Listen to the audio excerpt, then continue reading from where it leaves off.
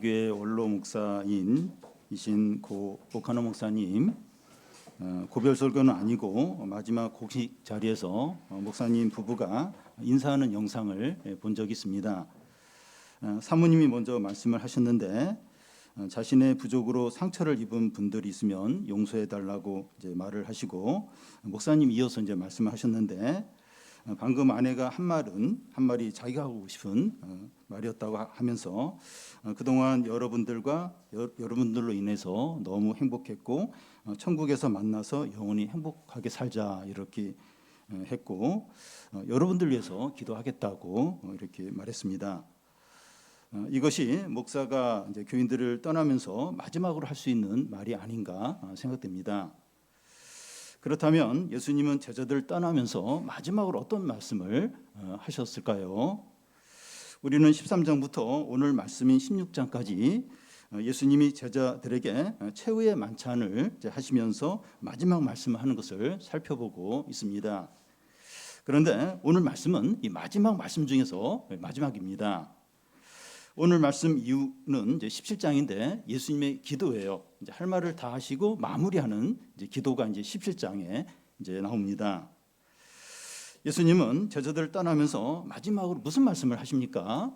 한마디로 하면 너희가 나를 믿음으로 평안하고 담대하라는 겁니다. 이 말씀은 오늘 우리에게도 너무나도 필요한 말씀입니다.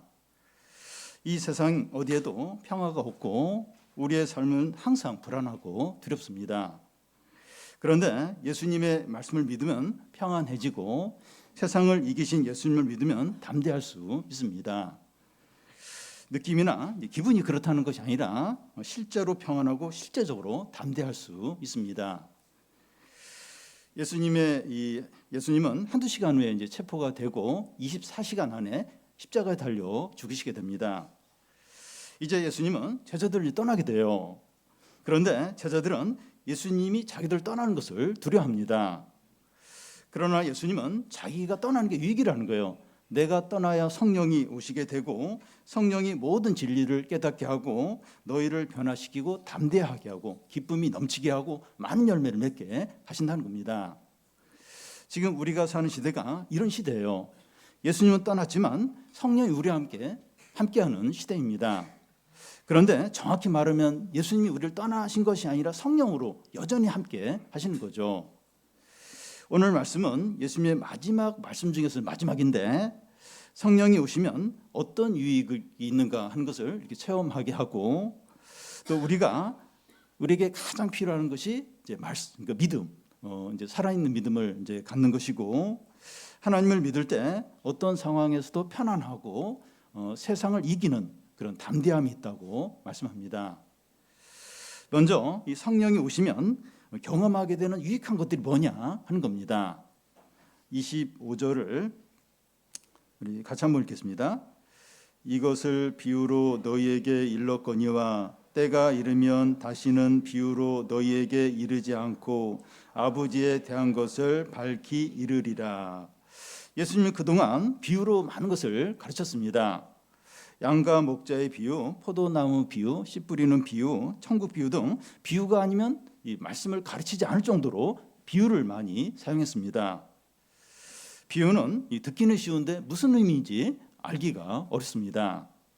그래서 제자들은 예수님하고만 따로 있을 때 비유의 의미가 뭔지 자주 묻곤 했습니다. 그런데 성령이 오신 후에는 더 이상 비유로 가르치지 않고 진리를 바로 가르친다는 거예요. 우리가 이런 것을 어떻게 알 수 있는가 하면 이 노마서와 같은 바울이 쓴 서신을 보면 비유로 하지 않고 직접 이 진리를 가르치는 것을 볼 수 있습니다.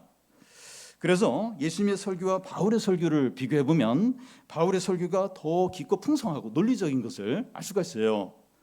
바울이 예수님보다 더 뛰어나서가 아니라 성령이 오신 후에 바울이 가르치는 거기 때문에 더 진리를 바로 가르치고 더 논리적 서로 이제 보이는 겁니다. 우리가 사는 이 시대는 예수님의 구원 계획 중에서 다 성취가 되고 예수님의 재림만 남아있는 그런 시대입니다. 우리는 진리의 대낮에 살아가고 있고 성령이 강하게 역사하는 시대에 살아가고 있습니다.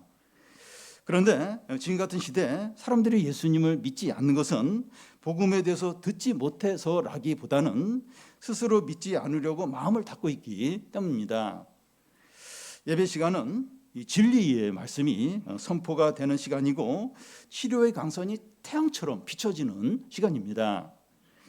우리가 애써 눈을 감으려고 하거나 이 귀를 막고 듣지 않으려고 하거나 마음을 닫고 받아들이지 않으려고 하지 않는 이상 말씀을 들을 수 있고 믿을 수 있고 변화될 수 있습니다.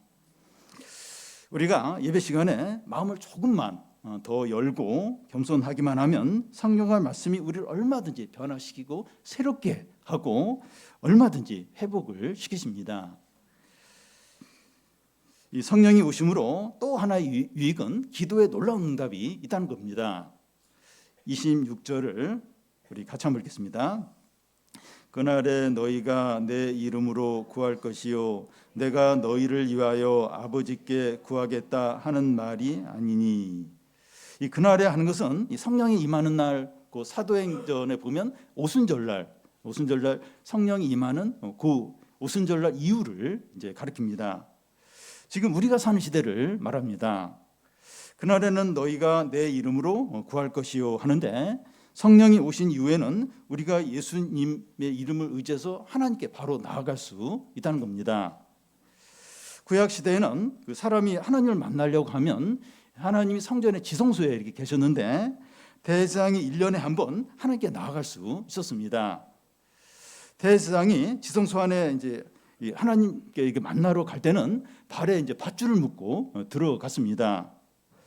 혹시 대제사장이 실수를 하거나 죄를 지어서 이제 즉사를 하면 밖에서 이제 밧줄로 이렇게 끌어내기 위해서 이제 그렇게 한 겁니다. 우리의 죄 문제가 구약 시대에는 사람의 죄 문제가 해결이 되지 않았기 때문에 이제 그렇게 이제 들어갈 수밖에 없었던 겁니다. 그러니까 하나님 만나는 게 너무 두려웠어요. 언제 이렇게 뭔가 하나님의 심판이 임할지 모르는 이제 그런 어떤 때였기 때문에 이제 그렇습니다. 그런데 예수님이 죽으시고 부활하시고 성령이 오신 이후 사람의 죄가 완전히 해결이 되었어요. 그래서 대제사장이 아닌 우리도 예수 이름을 의지해서 하나님 보좌 앞에 담대히 당당하게 나아갈 수 있게 된 겁니다. 여러분, 이 대통령이나 대기업 CEO나 인기 연예인을 이제 개인적으로 만나는 게 너무 어려워요. 여러 과정을 거쳐야 되고 혹시 만날 기회가 있어도 잠깐만 이제 볼 수밖에 없습니다. 그런데 성령이 오신 지금은 우리가 언제나 하나님께 나아갈 수 있고 얼마든지 긴 시간 하나님을 만날 수 있어요. 예, 시간 없어. 얼른 이제 가. 그렇게 안 했어요. 얼마든지 하나님과 오래오래 교제하고 하나님을 오래오래 만날 수 있습니다. 문제는 우리가 시간이 없어요. 우리가 시간이 없고 우리가 만나고 싶어하지 않는 게 문제입니다. 여러분, 우리에게 필요한 것이 얼마나 많습니까? 얼마나 어려움이 많습니까? 얼마나 마음에 고생이 두렵고 염려되는 게 많습니까? 우리가 열심히 공부하고 일하고 뛰어다니는 게 필요해요. 우리 나름대로 노력하는 것도 필요합니다. 그런데 우리가 열심히 일하기만 하고 하나님께 구하지 않는 것은 우리 힘으로 사는 것이고 하나님을 믿는 것이 아닙니다. 우리가 기도하지 않는 것은 하나님 없이 사는 거예요. 그냥 내 힘으로 이렇게 사는 거죠. 내 이름으로 무엇이든지 구하면 시행하리라. 지금까지 너희가 내 이름으로 아무것도 구하지 아니하였으나 구하라. 그러면 받으리니 너희 기쁨이 충만하리라고 하셨습니다. 제자들은 예수님의 최후의 이제 만찬 설교를 다 듣고 나서 놀라운 신앙 고백을 합니다. 28절에서 30절까지 한 절씩 교독하겠습니다. 내가 아버지에게서 나와 세상에 왔고 다시 세상을 떠나 아버지께로 가노라 하시니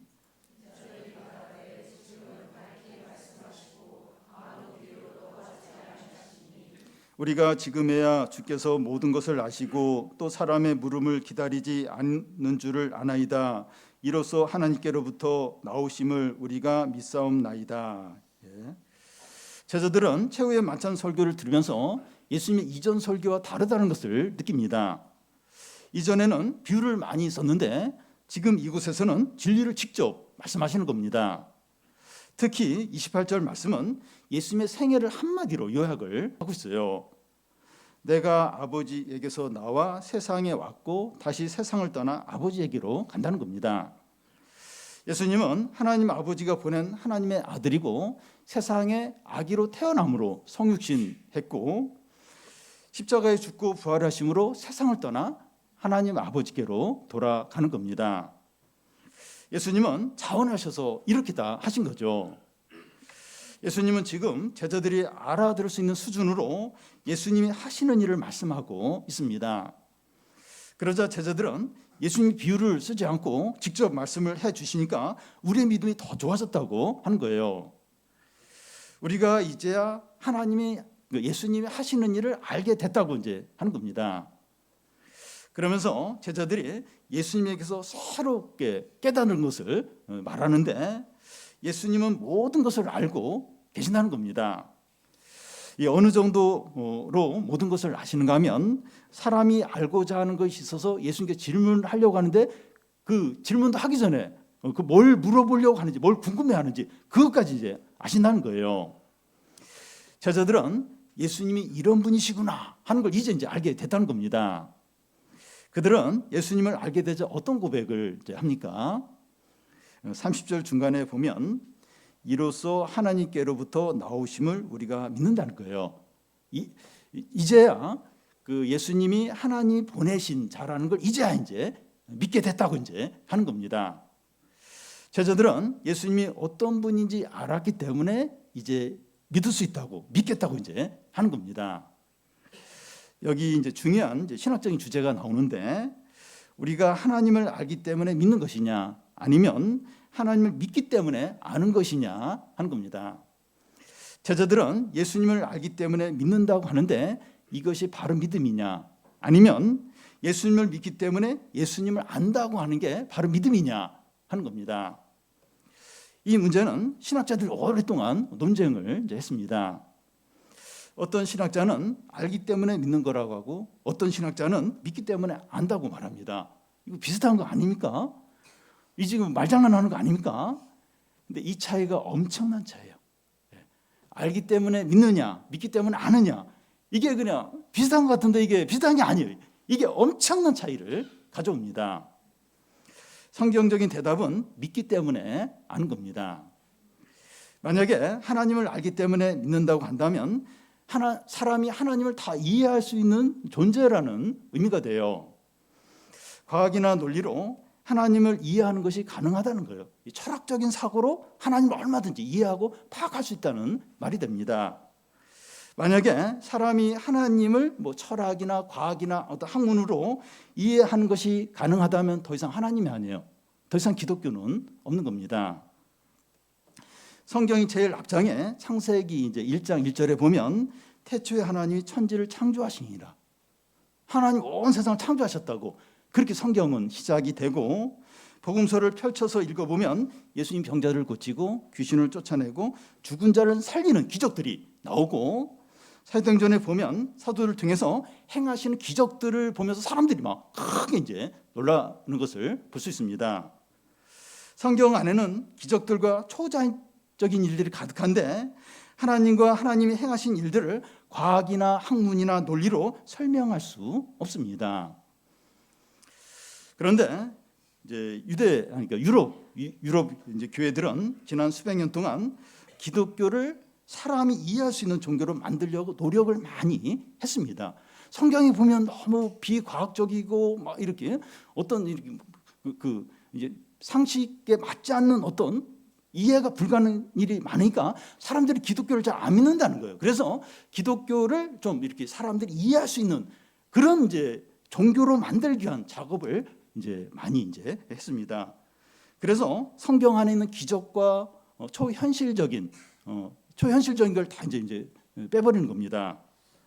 예수님이 처녀 마리아로 태어난 것이나 또 부활이나 승천이나 재림이나 천국과 지옥 이런 거 없고 또 영생도 없고 기적도 없다고 주장을 하는 거예요. 그러니까 이런 게 있으니까 사람들이 기독교를 못 믿는다는 거예요. 교회 안 오려고 한다는 거예요. 그래서 이런 걸 다 빼는 거예요. 예, 초현실적인 거나 기적이나 이런 것들을 다 빼버리는 작업을 이제 했습니다. 사람들이 이해할 수 있는 기독교로 이제 만드는 거죠. 그 결과 사람들이 교회에 엄청나게 몰려온 것이 아니라 텅텅 비게 되었습니다. 그래서 우리가 알다시피 유럽의 큰 교회들이 관광지로 바뀌고 또 이렇게 또 볼링장으로 바뀌고 또 이슬람 그 사원으로 바뀌고 그런 식으로 바뀌어요. 교회가 이제 텅텅텅텅 빈 겁니다. 아니 부활도 없어요. 기적도 없어요. 어떤 하나님의 구원도 없는데 교회 갈 필요가 없는 거예요. 왜 교회를 가냐? 그러니까 그런 기적을 다 빼버리면 사람들이 막 교회 몰려올 줄 아는데 기적도 없고 구원도 없고 어떤 초현실적인 어떤 그런 것도 없는데 왜 교회를 가냐? 왜? 그래서 사람들이 교회를 안 가는 겁니다. 여러분, 우리가 신앙생활을 하면서 힘든 이유가 재미가 없어요. 관심이 잘 안 갑니다. 만약에 이 설교 시간에 주식의 흐름이나 부동산 시세나 의대 들어갈 수 있는 어떤 공부 방법이나 우울증과 같은 정서적인 문제가 좋아지는 어떤 그런 방법들이나 의사소통을 잘하는 그런 어떤 방법들을 이렇게 주로 이야기하면 훨씬 반응이 좋고 유익한 시간을 보냈다 이렇게 느낄 수 있습니다. 왜냐하면 다 이해가 되는 것들이기 때문이죠. 그런데 성경이 어려워요. 읽어도 무슨 말인지 잘 모르겠고 또 성령과 십자가와 구원을 말하는데 나와 상관없는 것으로 들립니다. 나는 지금 이런 문제로 힘들어하는데 성령을 이야기하고 십자가를 이야기하고 그러니까 뭐 이해도 안 되고 또 나와 상관없는 그런 걸로 이제 들릴 수 있는 겁니다. 그리고 하나님께서 하시는 일이 예측이 안 되고 통제가 안 됩니다. 우리가 하는 일들은 사람이 하는 일들은 예측이 가능한데 하나님이 하시는 일은 예측이 안 되니까 불안하고 맡기지 못하는 거예요. 물론 이제 사람이 하는 일도 이렇게 예측을 하지만 틀릴 경우가 있어요. 근데 그래도 사람이 하는 일은 뭐 예측이 가능해요. 근데 하나님이 하시는 일은 예측이 안 돼요. 그러니까 이제 못 맡기는 겁니다. 우리가 기도하지 않는 이유가 하나님께 기도로 맡기는 게 불안해요. 내가 아는 범위 내에서 내가 책임지고 해야 그게 더 안전하다고 여기는 겁니다. 이 기도하면서 맡겼는데 내가 원하지 않는 그런 방법이나 또 어떤 최악의 어떤 그런 걸로 막 그렇게 해버리면 어떻게 하니까 불안한 거예요. 그러니까 기도하는 것보다는 내가 그냥 이렇게 다 책임지고 내가 하는 게 낫지 이렇게 생각을 많이 이제 한다는 겁니다. 그런데 이제 문제가 뭔가 하면 사람은 스스로 구원할 수 없고 이 세상에 소망이 없다는 거예요. 사람이 스스로를 구원할 수 있으면 그렇게 해도 돼요. 어떤 면에서. 그리고 이 세상에 어디 찾아보면 진정한 소망이 있으면 그렇게 해도 돼요. 그런데 사람은 스스로 구원할 수 없어요. 그리고 이 세상 어디에도 진정한 소망이 없습니다. 지금 미국과 이스라엘과 이란이 이제 전쟁을 하고 한번 보십시오.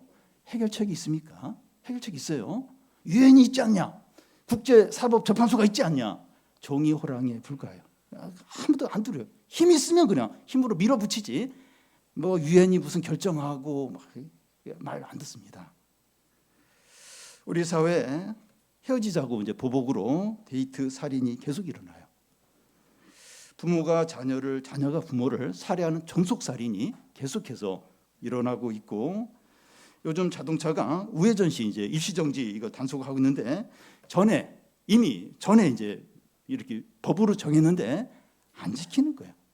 어린이들과 사람들이 계속 주는 거예요. 우회전하지 말라고 이러는데도 우회전할 때 잠시 이제 이렇게 정지하는데 정지 안 하는 거예요. 그러니까 그게 사실은 어려운 게 아니에요. 근데 안 지켜요. 계속 어린이들이 죽어가는 겁니다. 사람들의 절망적인 상태를 예로 들려면 얼마든지 더 들 수 있습니다. 그런데 세상과 사람들은 자기가 이해가 되고 예측하는 것만 의지해서 하려고 하는 겁니다. 그런데 사람들과 세상에 진정으로 필요한 건 기적이에요. 기적이고 초현실적인 일이고 구원이 필요한 거죠. 하나님의 구원이 필요한 겁니다. 눈에 보이고 예측이 되기 때문에 믿는 것과 눈에 보이는 것이 없고 예측이 되지 않지만 믿는 것이 어떤 차이가 있는가? 성경의 한 예를 들겠습니다. 요한복음 11장에서 예수님은 죽은 나사로 무덤 앞에서 마르다에게 무덤 입구를 막고 있는 돌을 치우라고 이제 했습니다. 그러니까 죽은 나사로를 살리겠다는 거죠. 그러자 마르다는 오빠가 죽은 지 3일이 지났기는 냄새가 난다는. 아니 무슨 쓸데없는 그걸 하려고 그걸 하시냐 그러면서 처음에 반대를 했습니다. 그래서 예수님은 마르다에게 내가 믿으면 하나님의 영광을 보리라 하지 아니하느냐, 그렇게 말하지 않았냐 이렇게 하십니다. 그러면서 죽은 나사로를 살려요. 죽은 나사로를 살리십니다. 이해가 되고 예측이 되는 일만 믿으려고 하면 아무 일도 안 일어나요. 그 앞에 예를 들면 그냥 나사로는 못 살아나는 겁니다. 그러니까 예측이 되고 그리고 보이는 것만 의지하면 아무 일도 안 일어난다. 진정한 어떤 회복이 없다는 겁니다.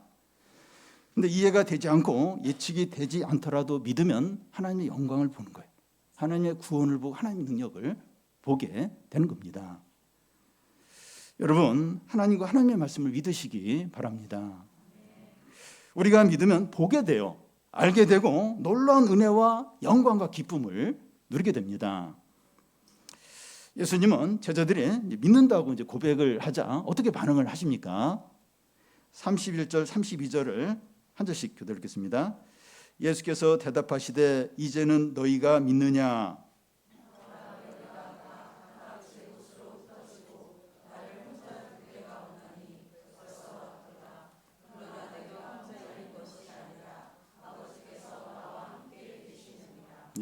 이제 너희가 믿느냐 하는 말의 뉘앙스가 뭔가 하면 너희들의 믿음은 불완전하다는 거예요. 제자들의 믿음의 실상이 곧 드러나게 되는데 예수님이 붙잡히자 다 그냥 도망을 쳐버리는 겁니다. 방금 전에 예수님은 하나님이 보내신 분이시다 이렇게 그럴 걸 믿는다고 그렇게 했는데 그걸 진짜 믿는다면 끝까지 예수님이 체포돼도 도망을 안 가야 되죠. 그런데 위기가 닥치니까 그냥 믿음이 무너져 버리는 겁니다. 뭐 한두 시간 전에 그렇게 고백을 하고 그냥 무너져 버린다는 겁니다. 이것이 이제 알기 때문에 믿는 것이 얼마나 불완전한 걸 보여줍니다. 그러니까 제자들이 이렇게 해서 우리가 알기 때문에 예수를 믿나이다 이렇게 고백을 했는데 이렇게 알기 때문에 믿는 이 믿음이 얼마나 불완전한가 하는 걸 지금 이 일이 이제 보여주는 거죠. 보이는 것이 있기 때문에 믿고 좋은 일이 생겼기 때문에 믿는 것은 불완전한 믿음이라는 겁니다. 참된 믿음은 어떤 것입니까? 이해가 되지 않고 보이는 것이 없어도 하나님과 하나님의 말씀을 믿는 겁니다.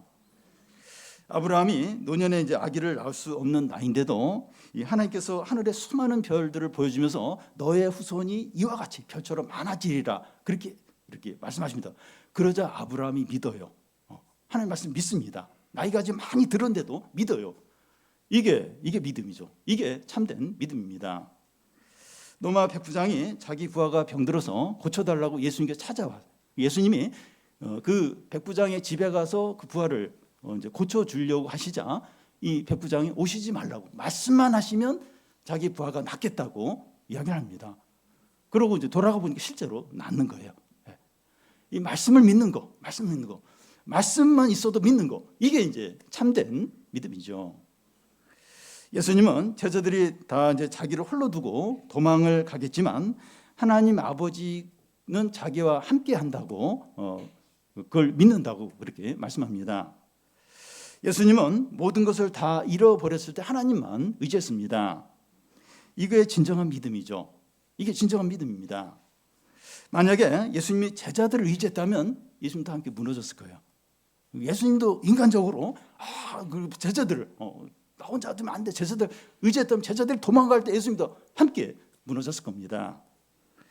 눈에 보이는 것이나 사람들이 아니라 하나님과 하나님의 말씀을 믿는 게 바로 믿음이죠.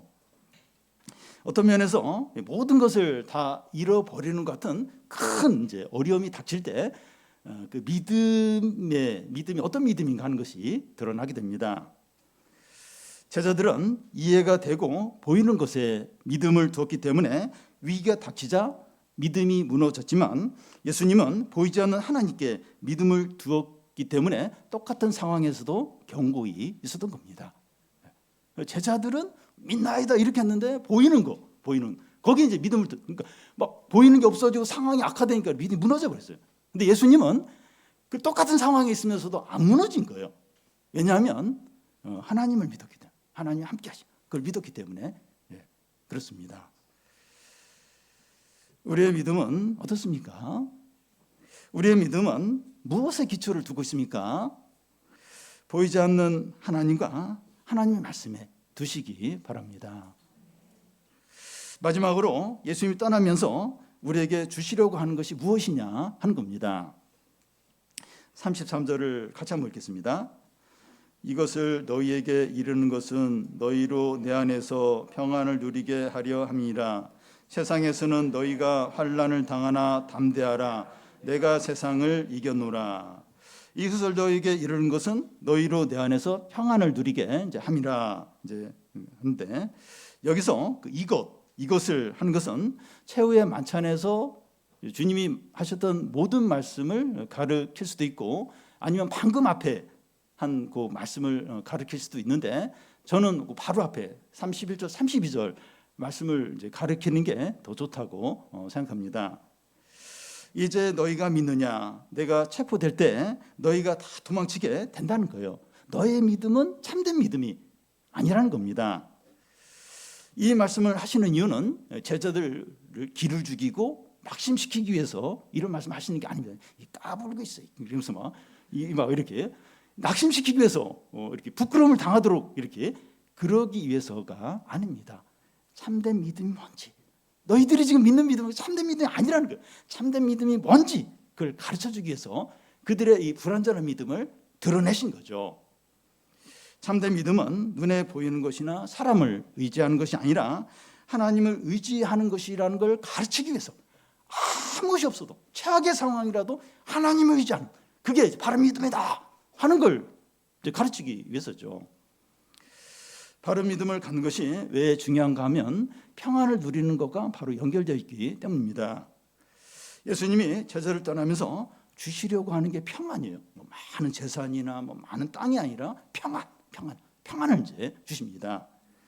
그런데 주님이 주신 평안은 어려움이 없고 건강하고 사람과의 관계도 좋고 또 심리적으로 안정된 것을 말하지 않습니다. 고난이 있고 위기가 닥쳤고 사람들과의 관계에서 갈등이 있고 불안하지만 평안이 있는 거예요. 이 33절 중간에 보면 내 안에서 평안을 누린다고 합니다. 주님 안에서 평안을 누리는 거예요. 상황이 어떠하든지 사람과의 관계가 어떠하든지 마음 상태가 어떠하든지 주님 안에서 평안을 누린다는 겁니다. 그래서 이 평안은 상황이 어떠하든지 주님을 신뢰하고 의지함으로 누리는 겁니다. 이 평안, 주 안에서 평안을 누리는 이 평안은 상황과 상관이 없어요. 주님을 신뢰하고 의지함으로 누리는 평안. 이게 이제 주님이 주시는 평안이에요. 그러니까 그렇지 않으면 자꾸 이 상황, 사람과의 관계 또 이 감정이 매번 바뀌죠. 그러면서 이제 평안도 왔다 갔다 하는 거예요. 그런데 이 주님이 말씀하신 평안은 상황과 상관없이 주님을 신뢰하고 의지함으로 누리게 되는 평안. 이 평안을 주신다는 거죠. 여러분, 이 주위 상황은 너무 힘들고 가정에 큰 어려움이 있는데 평안해요. 굉장히 어려워. 상황 어려운데 평안하고 평안이 있고 외적으로 어려움이 없고 힘들게 하는 사람도 없는데 기쁨이 하나도 없고 마음이 힘들 때가 있어요. 아니 외적으로 어려운 게 없어. 근데 마음에 기쁨이 없는 거예요. 어떤 평안이 없는 거예요. 근데 반대로 지금 너무 어려워, 너무 힘들어. 남들이 막 걱정해, 기도해 주겠다. 근데 실제로는 평안이 있는 거예요. 그렇게 힘들지 않은 겁니다. 그 차이가 무엇입니까? 주님을 신뢰하고 의지함으로 평안을 누리고 있느냐 하는 거예요. 주 안에 있는 평안입니다. 주 안에 있는 평안입니다. 우리가 하나님을 신뢰하고 의지하면 학교 성적이나 경제적인 상태나 질병의 문제나 기분과 상관없이 평안이 있어요. 평안이 있습니다. 믿음으로 주 안에서 평안을 누리는 거죠. 이게 참 크리스찬의 평안이 엄청난 겁니다. 그러니까 그냥 이게 그렇지 않으면 다 이제 어떤 잘 되는 것, 또 사람과의 관계, 또 자신의 어떤 이렇게 기분 상태 여기에 이제 평안이 달려 있는데 주님이 주시는 평안, 우리가 누릴 평안은 어떤 상황에서든지 주님을 신뢰하는 거예요. 의지하는 거예요. 그러면서 오는 평안. 이게 참된 평안. 모든 걸 다 이기는 평안이죠. 예수님은 이제 곧 떠나시면서 마지막으로 제자들과 오늘 우리에게 너무나 중요한 말씀을 하십니다. 33절 중간에 보면 세상에서는 너희가 환난을 당하나 담대하라. 내가 세상을 이겼노라. 여기서 세상은 하나님을 대적하고 신자를 미워하는 세상을 말합니다. 이 세상은 사단과 사단의 세력이 지배하는 것이죠. 세상이 우리를 미워하는 이유는 우리가 예수님께 속해 있기 때문입니다. 우리가 세상에서 살아야 하니까 환난을 당할 수밖에 없습니다.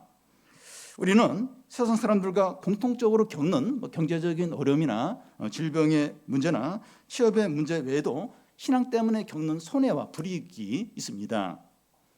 그런데 내가 세상을 이겼다고 하는데 여기서 내가가 아주 강조가 되어 있어요.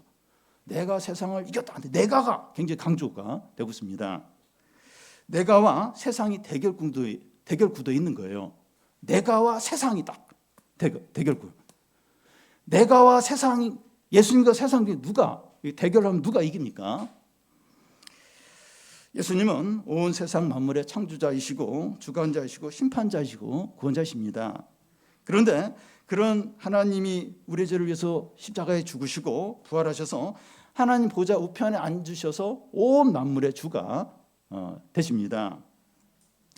그 주님 앞에 모든 것이 무릎을 꿇어요. 그 모든 입이 주라고 시인을 하게 됩니다. 내가 세상을 이겼다는 거예요. 그런데 우리는 예수님 때문에 세상에서 환난을 당하고 예수님 때문에 세상을 이기게 됩니다. 우리가 예수님 때문에, 예수님께 속했기 때문에 환난을 당해요. 근데 예수님 때문에 이기는 겁니다. 우리의 승리가, 예수님의 승리가 우리의 승리입니다. 그런데 우리가 이제 힘을 내어서 믿음으로 살아도 어려움이 있고 힘든 일이 있고 사람들에게 거부를 이제 당할 때가 있어요. 하나님 없는 것 같아요. 믿음으로 안 된다는 걸 이제 경험할 때가 종종 있습니다. 그런데 담대하라. 내가 세상을 이겼다는 겁니다. 예수님이 죽음에서 부활하심으로 죄와 죽음과 사단과 세상을 이겼습니다.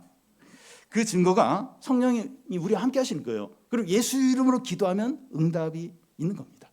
있는 거예요. 그래서 담대하시기 바랍니다. 여기서 담대하라는 것은 심리적으로, 인간적으로, 심리적으로도 이렇게 그리고 이렇게 자기 세뇌하면서 이렇게 할 수 있어요. 그걸 얘기하는 것도 아니에요. 그리고 인간적으로 이야기하는 것도 아니고 믿음으로 용기를 가지라는 거예요. 믿음으로 용기를 가지라는 겁니다. 예수 그리스도가 죽으시고 부활하시고 하늘 보좌 우편에 앉으셔서 온 세상을 다스리심을 믿음으로 담대하라는 겁니다. 하나님이 허락하지 않으면 참새 한 마리도 땅에 떨어지지 않고 우리의 머리카락을 세신 바 되었다고 하는데 그걸 믿음으로 담대하시기 바랍니다. 어떤 어려움이나 어떤 강한 사람이나 어떤 사람의 말이나 우리의 약함이 있더라도 담대하시기 바랍니다. 주님은 내가 세상을 이겼다고 하셨는데 우리를 두렵게 하는 모든 것들을 나하고 비교하는 것이 아니라 하나님하고 비교를 하시더래요. 나를 두렵게 하는 모든 것 나하고 비교하면 내가 그냥 이렇게 그냥 작아져 버리죠. 위축이 되죠. 근데 나하고 비교하지 마시고 하나님하고 예수님하고 비교해요. 그 두렵게 하는 거. 내가 세상을 이겼다고 하는데 그 세상에 우리가 두렵게 하는 모든 게 다 속해 있어요. 그 두렵게 하고 염려하고 나를 낙심시키는 그거하고 예수님하고 딱 비교. 누가 더 강한가? 내가 세상을 이겼다. 내가 죄와 사단과 세상을 이겼다고 그리 하십니다. 하나님은 어떤 큰 어려움이나 어떤 강한 사람보다도 크셔요. 하나님을 믿음으로 담대하시기 바랍니다. 믿음이 중요해요. 믿음이 오늘 말씀에 제일 중요한 믿음이에요. 믿음이 중요합니다. 참된 믿음은 깊은 겸손과 자기를 부인하는 데서 나옵니다. 이해가 되지 않고 보이는 것이 없고 예측이 되지 않더라도 하나님과 그의 말씀을 믿으시기 바랍니다. 그래서 상황이 어떠하든지 평안을 누리고 세상 가운데서 어려움이 당하더라도 담대하셔서 하나님의 뜻대로 하나님의 영광을 위해서 사시기 바랍니다. 우리 찬양하고 좀 기도하겠습니다.